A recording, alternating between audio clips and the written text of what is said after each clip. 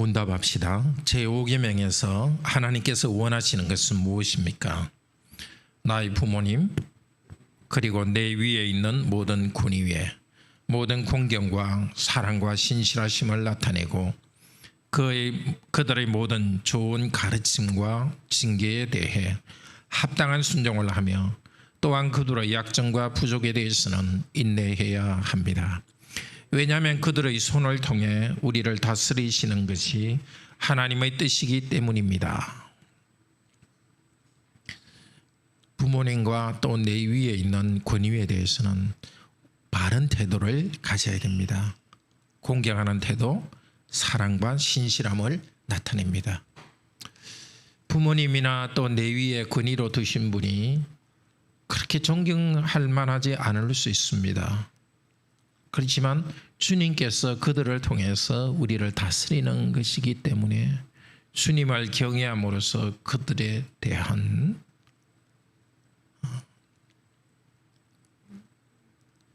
존경하는 태도를 가져야 됩니다. 그리고 구체적으로 명령하는 것에 대해서는 순종해야 됩니다.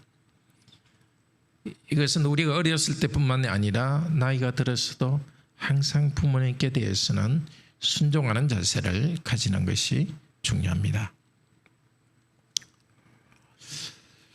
그리고 부모의 약점과 부족에 대해서는 인내하고 또 기도해야 됩니다. 부모를 공경하라 이 말은 또 내 자녀를 이렇게 양육하라 하는 것이기도 합니다. 자녀를 이렇게 양육하는 것이 또 중요합니다.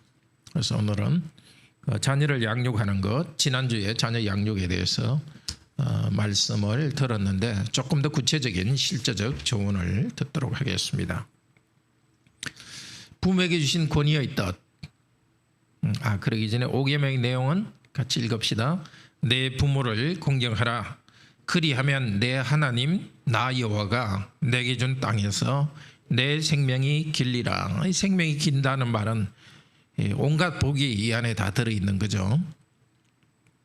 부모에게 주신 권위는 말씀을 먼저 받아서 가르치는 것입니다. 하나님께서는 처음에 아담에게 자녀를 주시기 전에 아담에게 먼저 말씀하시고 언약을 맺었습니다. 생육과 번성하라, 땅을 다스리고 정복하라. 이 축복을 주시고 복과 함께 선악을 아는 열매를 먹지 말라 하는 명령을 주셨습니다. 하나님께서 우리를 대하는 그 두 가지 항상 그렇게 있습니다. 지금도 모든 삶에 있어서 하나님께서는 복을 약속하십니다. 풍요로운 복을 약속하시고 그 복을 누리기 위해서 이 명령을 지키라고 합니다. 예수 그리스도 안에서 우리를 의롭다 하시고 성령님을 통해서 우리에게 거룩한 삶을 살게 하시면서 우리에게는 이렇게 말씀을 지키라. 각자 자기보다 남을 낮게 여기고 화내기를 더디하고 그런 명령을 주십니다. 복과 명령 항상 함께 주십니다. 부모는 이 자녀가 복을 누릴 수 있도록 언약의 말씀, 거란의 말씀 혹은 명령 그것을 가르칠 직분과 사명을 받았습니다. 이 말씀을 가르치기 위해서 우리에게 주신 것이 바로 과란의 권위죠. 말씀을 가르칠 수 있도록 권위도 받았습니다. 자녀는 부모의 권위에 순종하는 것을 통해서 하나님께 순종하는 것을 배웁니다. 부모를 통해서 하나님 나라의 일을 하는 것을 배웁니다. 부모의 권위는 자녀를 과란에 지배하는 권력이 돼서는 안 됩니다. 자녀가 부모의 육체적 힘, 경제적 힘에 굴복해서 순종하는 것이 아닙니다. 부모가 가르치는 말씀의 권위 때문에 부모에게 순종합니다. 하나님의 말씀을 따라서 잘 가르친 사람은 늙어서도 부모의 권위를 잃지 않을 것입니다. 자, 우리 성도님 각자에게 이 실제적 조언들이 다 해당할 수는 없지만 그러나 교회가 또 성도들의 가정이 이렇게 세워지는구나 하는 이런 내용들을 우리가 함께 생각해 봅시다. 그리고 다른 성도들에게 이런 생각을 가지고 잘 격려하고 지원해 줄 수 있기를 바랍니다. 출산과 양육, 하나님의 축복과 사명입니다. 출산하고 양육하는 것은 생육하고 번성하라 하는 축복과 사명을 이루는 것입니다. 이 창세기 1장 28절에 보면 하나님께서 사람에게 복을 주어 가라사대 이렇게 나옵니다. 그래서 생육하고 번성하는 그 자체가 복이라는 것입니다. 그런데 이 축복은 교회의 모든 성도의 생육과 번성으로 이어집니다. 굉장히 경건한 성도들이고 자녀를 원하는데도 하나님께서는 어떤 가정에는 결국 자녀를 안 주십니다. 요즘은 뭐 기술이 여러 의학 기술을 통해서 또 그렇게 추구하기도 하지만 그래도 자녀를 주지 않을 때가 있습니다. 그러면 그들에게는 생존과 번성하는 복이 이루어지지 않은가? 또 어떤 분들은 결혼을 하지 않고 또 하나님을 섬기고 살아갈 수 있습니다. 또 다른 이유로 해서 자기가 낳은 자녀는 없는 경우가 있습니다. 그러면 생녀가 번성하는 복으로부터 벗어나 있는가? 아닙니다.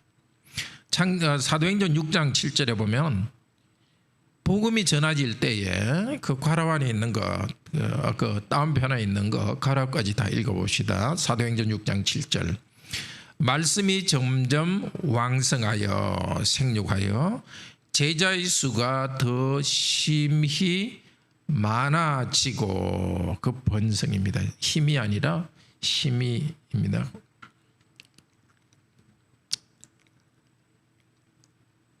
그러니까 아담에게 주셨던 생육하고 번성하는 복은 타락한 사람들이 자녀들을 많이 주는 걸 통해서 하나님의 뜻이 이루어지는 것이 아니라 아브라함의 후손에게 내가 너의 후손을 생육하고 번성하게 하겠다고 약속해 주셨고, 그것이 구체적으로 이루어지는 것은 아브라함의 후손의 공동체인 교회를 통해서입니다. 그래서 우리는 교회 안에서 내가 낳은 자녀들의 생육과 번성하기도 하지만은 내가 낳지 않은 다른 교회의 자녀들, 다른 가정들이 생육과 번성하는 일을 도우면서 이 사명을 같이 하고 있습니다.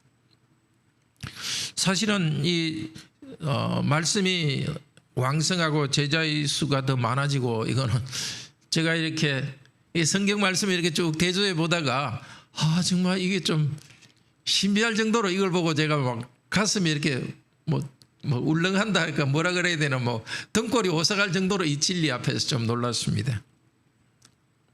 구약의 히브리 성경에 있는 그 단어를 구약의 헬라 성경으로 번역한 헬라 성경이 있거든요. 근데 그 헬라 성경과 신약의 헬라 성경 이 두 단어가 똑같이 되어 있습니다.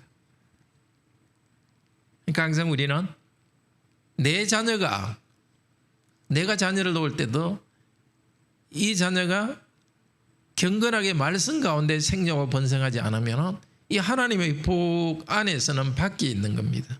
그리고 내가 낳은 자녀가 없다 할지라도 교회 안에서 교회의 자녀들이 또 교회의 가정들이 생육하고 번성하도록 돕는 그 일에서 우리는 공동체적으로 생육하고 번성하는 것입니다. 한 가정이 아니라 이 한 가문이, 하나님의 가문이 생육하고 번성하는 일이거든요.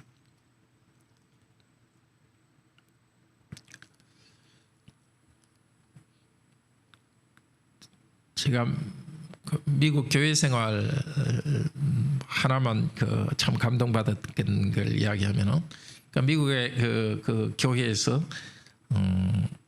교회가 기독교 학교를 운영하는 것은 아니고 교인들이 중심이 되어서 기독교 학교를 운영합니다. 그런데 각 교회에서 기독교 교육위원회가 있어서 그 교회 헌금을 상당 부분 이렇게 두어서 그 헌금을 가지고 기독교 학교를 교회에서 지원하기 때문에 기독교 학교가 가능합니다. 학부모들의 그 등록금으로만 되기 힘듭니다.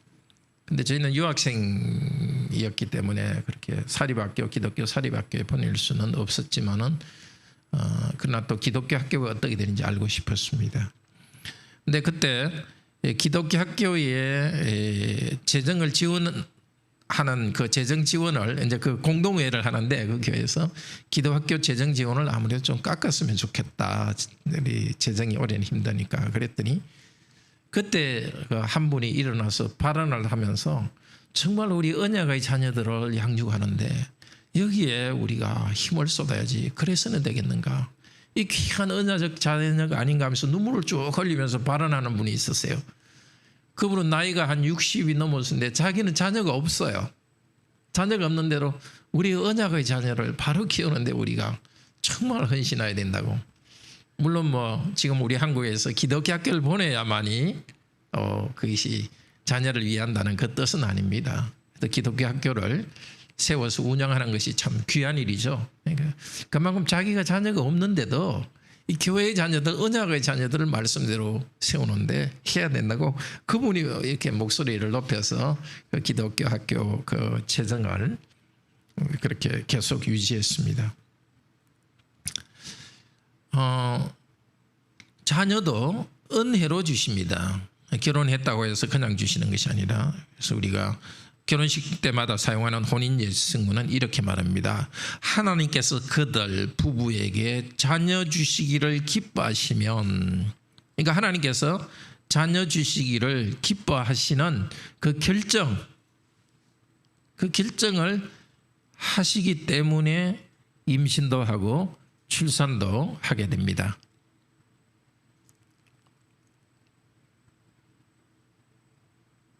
네. 줌이 좀 연결이 안 됐습니까? 네, 조금 어색한 느낌은 들었었는데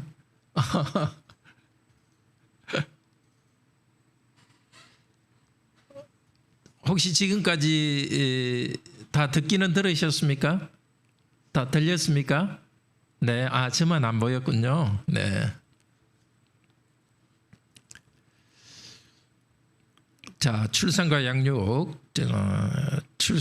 양육도 하나님께서 주셔야만 되는 것이고, 내 자녀가 아니라도 우리는 출산과 양육에 참여한다는 것입니다.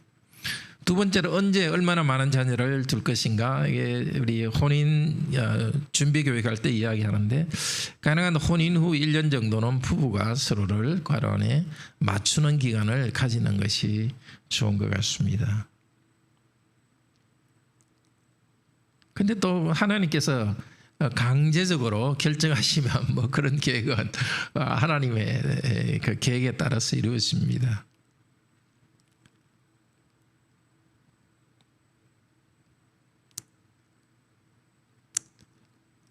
또 자녀들이 친구처럼 자라는 게 좀 좋지 않습니까? 그래서 자녀 출산 기간 동안은 가능한 좀 자연적으로 주시는 대로 이렇게 좀 흘러가는 것이 좋은 것 같습니다. 너무 이렇게 터울을 주는 것보다도. 얼마나 많은 자녀를 둘 것인가? 자녀를 출산하고 양육하는 것은 괄호 안에 직분입니다. 하나님께 직분이기 때문에 피해서는 안 되겠고, 힘을 다하여 내가 할 수 있는 대로 감당할 수 있는 만큼 많은 자녀를 주는 것이 좋겠죠. 그렇지만 자녀 양육은 책임 있게 해야 됩니다. 그래서 내가 감당할 수 있는 자녀가 어느 정도인지 알고 책임 있게 할 필요가 있습니다. 가정 경제, 부부의 건강, 이런 것들이 이유가 됩니다. 근데 가정 경제 부분은 너무 많이 좀, 요즘은 믿지 않는 사람은 너무 그것을 고려하는 성향이 있습니다. 조금 우리 믿는 주님을 의지하는 성도님들은 경제 부분은 조금 주님께 맡기고, 교육 부분은 맡기고, 일단은 좀 경제적인 것을 주님의 은혜를 간구하면서 좀 나가시면 좋겠습니다. 더구나 실제적으로도 우리나라 인구가 너무 줄기 때문에 시간이 지날수록 정부에서 그 자녀에 따른, 수에 따른 재정 지원이 많을 것입니다. 계획하지 않는 자녀, 임신과 출산, 하나님의 은혜로 주십니다. 그것은 저항할 수 없는 하나님의 은혜입니다. 우리로서는 저항할 수 없습니다. 성도들의 이야기를 들어보면 정말 생각지도 않은 때에 이렇게 임신이 됐기 때문에 너무 당황스럽고 하나님이 원망스럽기도 하고 그런 느낌이 있었지만, 결국은 그 자녀 때문에 하나님께서 복 주시는 그런 은혜들을 봅니다. 그러니까 자녀를 많이 주시는 것도 또 적게 주시는 것도 그건 하나님이 주시는 것입니다. 정말 더 좀 자녀를 얻기를 원하시지만 주시기를 간절히 원했지만 하나님께서 딱 스톱하는 것도 있기 때문에 혹시라도 성도님들이 자녀의 수를 가지고 믿음을 판단하거나 그런 일은 전혀 하지 마시기를 바랍니다. 자녀는 부부가 함께 양육합니다. 디모데전서 2장 9절에 기도하기를 원하노라. 과라원에 기도하기를 원하노라. 같이 읽겠습니다. 각 처에서 남자들이 분노와 다툼이 없이 거룩한 손을 들어 기도하기를 원하노라. 남자들, 성경에서는 남자들이라는 말과 남편이라는 말이 같은 단어입니다. 항상 남편은 가정의 영적 지도자로서 기도해야 되는, 하나님께 이 기도라는 것은 감사도 들어 있습니다. 가족을 위해서 하나님께 감사하고 또 가족의 필요를 위해서 기도하고 분노와 다툼이 없이 정말 가장이 마음속에 마음이 뒤틀리고 화가 나고 싸움하고 이러면 말다투고 이러면 너무 가정이 불안하죠. 가정의 질서를 주는 정말 품위 있는 지도자로서 가정을 이끌고 하나님을 향하여서 기도하는 전체 큰 틀을 만들어야 됩니다. 그 다음에 디모데전서 2장 15절 같은 본문 거기죠. 괄호안에 자녀 양육입니다. 자녀 양육. 해산함, 이게 성경에서는 해산함으로 되어 있지만은 단순히 출산함만 있는 게 아니라 자녀 양육 전체를 말하는 것입니다. 디모데전서 2장 15절 같이 읽읍시다. 여자들이 만일 정절로서 믿음과 사랑과 거룩함에 거하면 해산함 자녀 양육으로 구원을 얻으리라. 이 본문은 참 어렵습니다. 왜 자녀 양육하는 걸 통해서 구원을 얻을 것인가? 아마도 자녀 양육에 들어가 있는 정말 고난, 수고, 십자가를 진 것 같은 고난과 수고 안에서 하나님의 특별한 은혜와 부활의 권능을 경험한다는 의미에서 자녀 양육을 통해서 구원을 체험한다는 뜻이 아니겠는가, 그렇게 생각이 듭니다. 혹은 그 과정에서 구원받은 성도들의 성품이 더 성장해가는, 자기 자신도 그렇고 또 그런 과정을 통해서 가정을 더 믿음과 사랑과 거룩함에서 구원의 능력에서 자라가게 한다는 뜻이 아니겠는가 생각이 듭니다. 아이와 같이 함께 있으면서 먹이고 돌보는 것은 1차적으로 어머니의 임무라 할 수 있겠죠. 그렇지만 아이를 위한 교육 방향, 말씀의 지도 등은 1차적으로 아버지의 임무입니다. 그러니까 어머니들이 정말 자녀에게 뭐가 일어나는지에 대해서 아주 소소하게 잘 이야기해 주어서 아버지가 직장 가 있는 동안에, 그래서 같이 있지 않더라도 정말 눈에 선하게 영화처럼 비디오처럼 자녀의 상황이 잘 알 수 있도록 그렇게 하면 좋겠습니다. 당연히 어머니와 아버지는 함께 자녀 양육을 같이 합니다.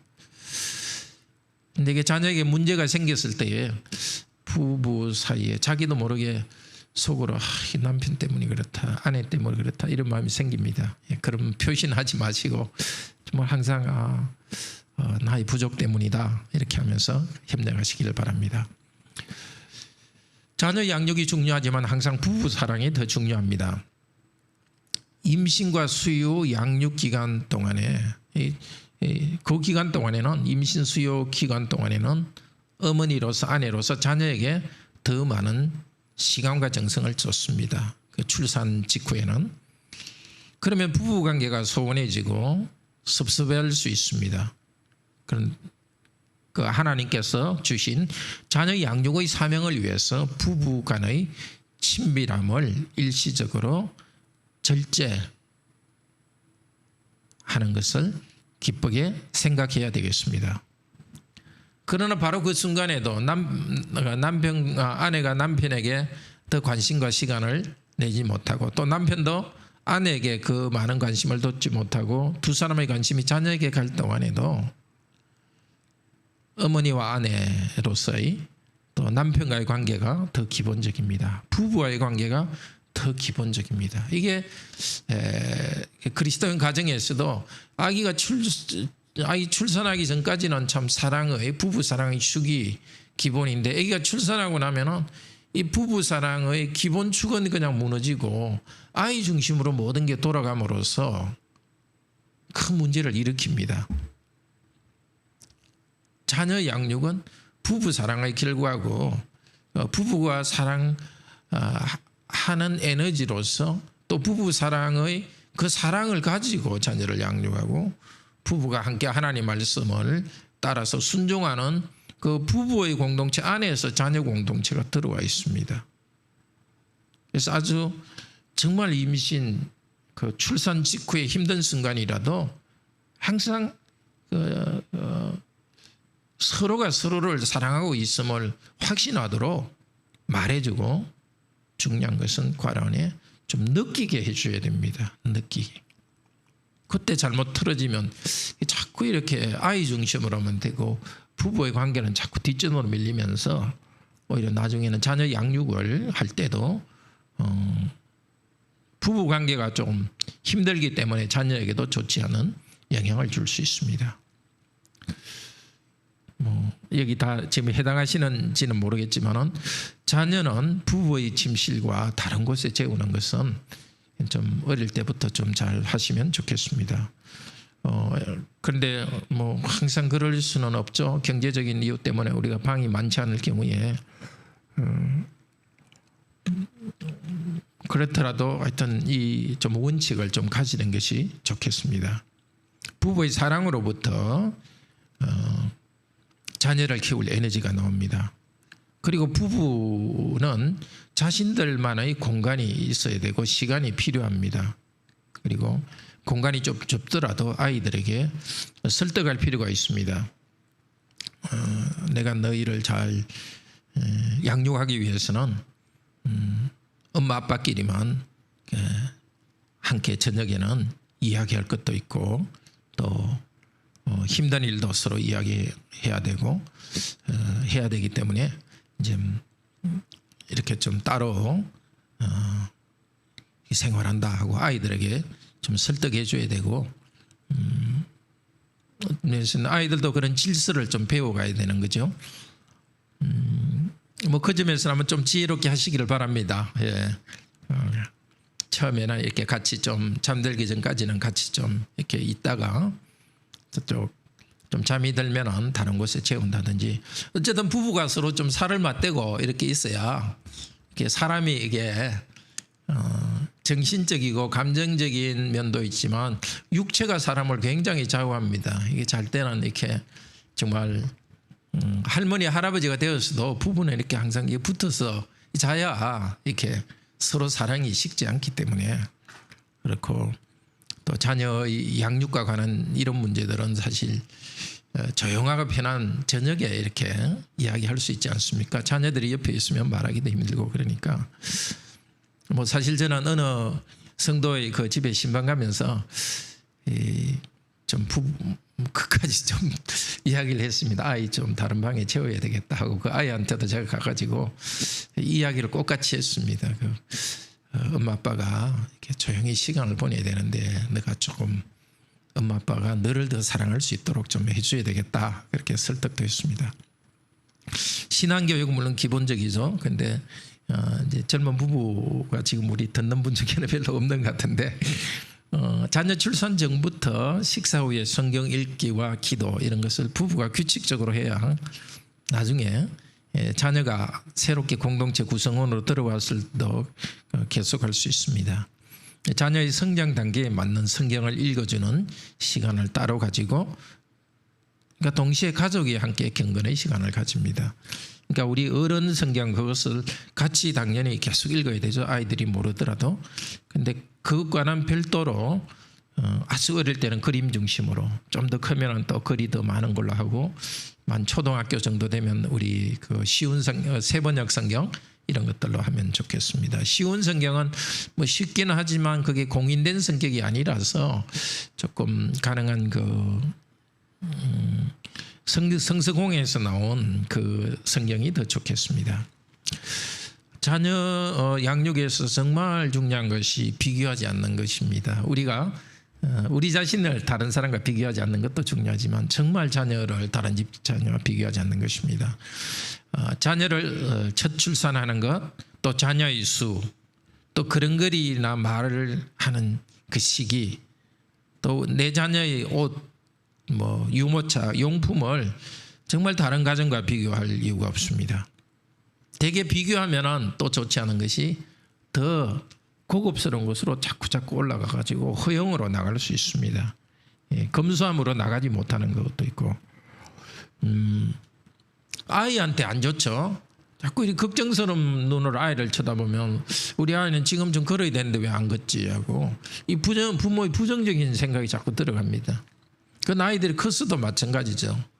다른 애들은 이 정도에서 중고등학교 때도 마찬가지도 이 정도 하면 이렇게 해야 되는데 우리 집에는 왜 안 그럴까. 이게 어릴 때의 걸음마 시기도 다르듯이 아이들의 그 사춘기의 성장 시기도 소위 말하는 철이 든다는 거 있죠. 그것이 가정마다 그 아이마다 그것이 다를 수 있습니다. 여러 명 자녀 키운 경우는 좀 알지 않습니까? 일찍 철이 드는 경우도 있고.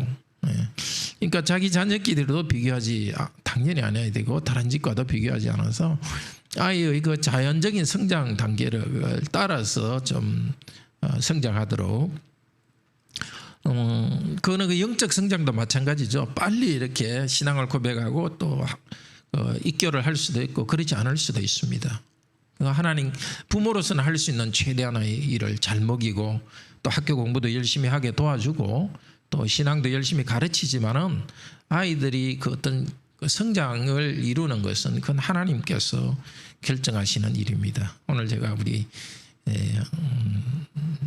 한 청년하고 같이 우리 잠언 16장 1절을 읽었는데 사람이 계획하지만 이 일을 이루는 것은 여호와시라고 우리로서 하나님이 주신 그 선한 계획대로 하지만 결과는 항상 하나님이 일하시니까요.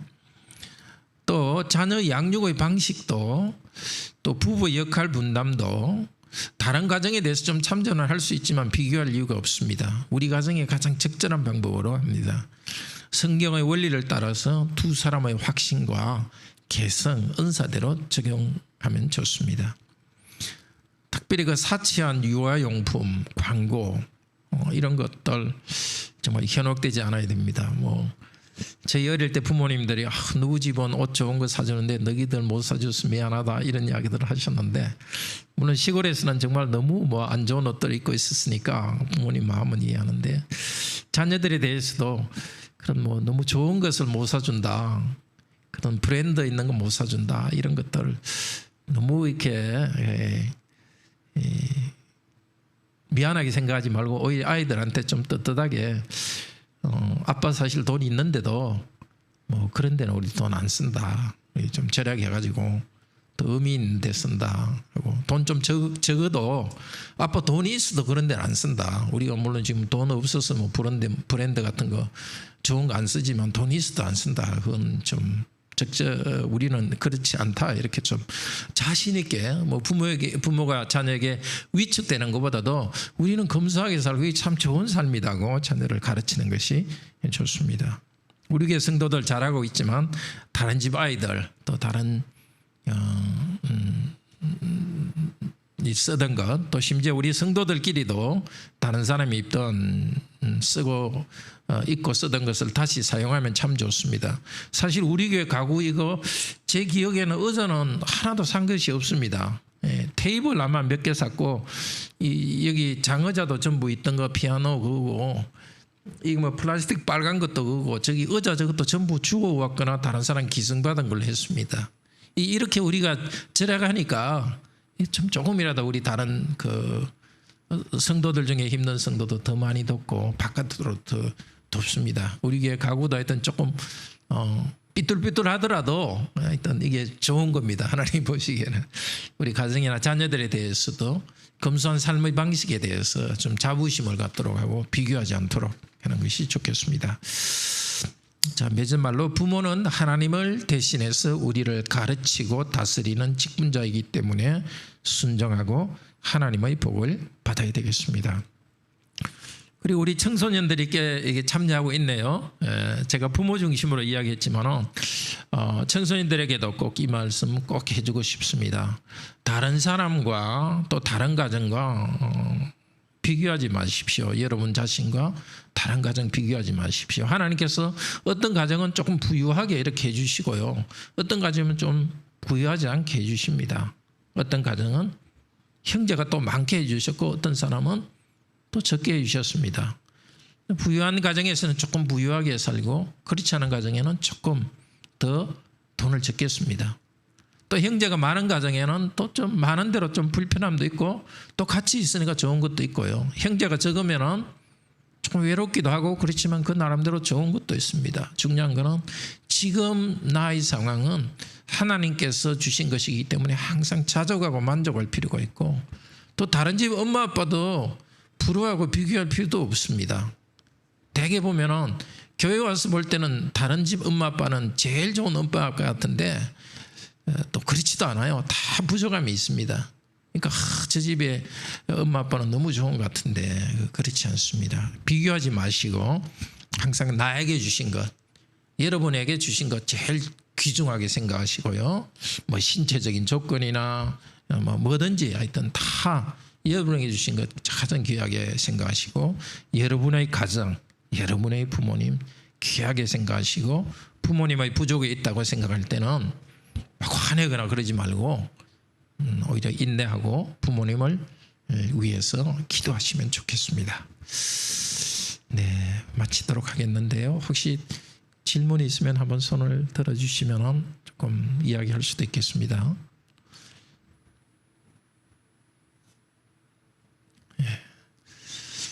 같이 기도합시다. 자비로우신 하나님, 저희들에게 우리 자신의 자녀도 주셨고 또 교회의 자녀들을 주셨습니다. 하나님께서는 그 하나님의 거룩한 백성이 언약 공동체가 공동체적으로 생육하고 번성하도록 하셨습니다. 우리가 우리 자신이 낳은 자녀들에게 말씀으로도 잘 가르치고 또 내 자녀 아니라도 교회의 자녀들을 말씀으로 잘 가르치는 데 서로가 협력하고 있습니다. 헌금을 통하여서 우리 자녀들을 가르칠 수 있는 목사와 교육자들을 지원하고 있고, 또 저희들이 자녀들을 교회에서 만났어도 교회의 다른 자녀들, 어린이들을, 청년 학생들을 참 귀하게 여기고 격려합니다. 계속해서 우리들이 함께 우리 자녀를 양육할 수 있도록 도우소서. 세상의 기준을 따라 살아가지 않도록 하시고 우리 하나님이 주신 기준으로 자녀들을 잘 양육할 수 있도록 하소서. 세상적 기준 때문에 우리가 흐트러지지 않도록 하시고, 비교함으로써 우리가 흐트러지지 않게 하시고, 우리 각자에게 주신 경제적 환경이나 여러 가지 가치관을, 취향을 따라서 하나님의 말씀의 원리에 따라서 각자 개성 있는 가정을 만들어갈 수 있도록 하소서. 우리 자녀들도 부모들도 자신의 가정을 참 귀하게 여기고 자족하면서 주님이 원하시는, 우리 하나님을 영광 돌리는 그런 가정 만들어 가도록 도우소서. 이 저녁에도 함께 말씀 배우게 하셔서 감사합니다. 우리 모두에게 편안한 단잠을 허락하여 주시옵소서. 살아계신 우리 주 예수 그리스도 이름으로 기도드립니다. 아멘. 네, 편안한 저녁 되시고 남은 좋은 한 주 되시기를 바랍니다.